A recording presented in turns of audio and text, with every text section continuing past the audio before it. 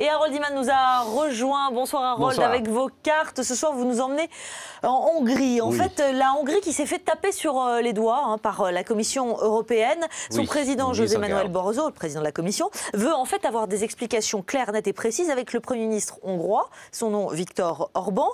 Qu'est-ce qui se passe dans ce pays, Harold? On a l'impression que la Hongrie a pris certaines libertés et pourrait presque intégrer un régime autoritaire à Budapest. C'est ce que se dit tout le monde.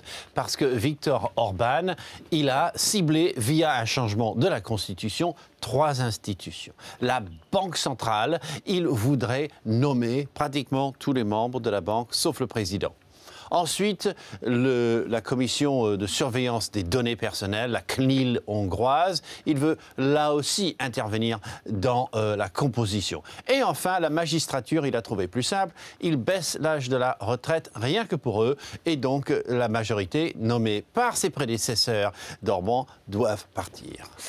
Harold, du coup, c'est quoi la marge de manœuvre de l'Europe là dans ce cas présent? Alors, déjà, on va voir quels sont les arguments d'Orban. Vous voyez qu'il va parler de l'Europe. D'abord, il se prétend le barrage au racisme. Les racistes, c'est par exemple ces gens-là de la garde hongroise, qui est une milice privée qui intimide les tziganes, par exemple.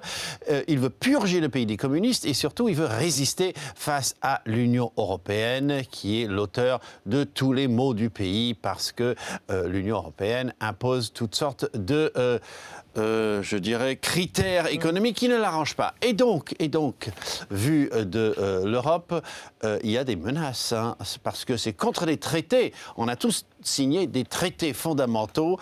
Eh bien, ce que dit l'Europe, la Commission, on va vous suspendre vos aides, on va vous soumettre à un boycott diplomatique et on va vous coller des procès. Ouais. Merci beaucoup, Harold. Du coup, Viktor Orban viendra s'expliquer en personne, mercredi, devant le Parlement européen, demain donc. Demain et le 24, il va parler à José Manuel Barroso. Merci beaucoup, Harold. On suivra ce dossier, bien entendu, avec vous.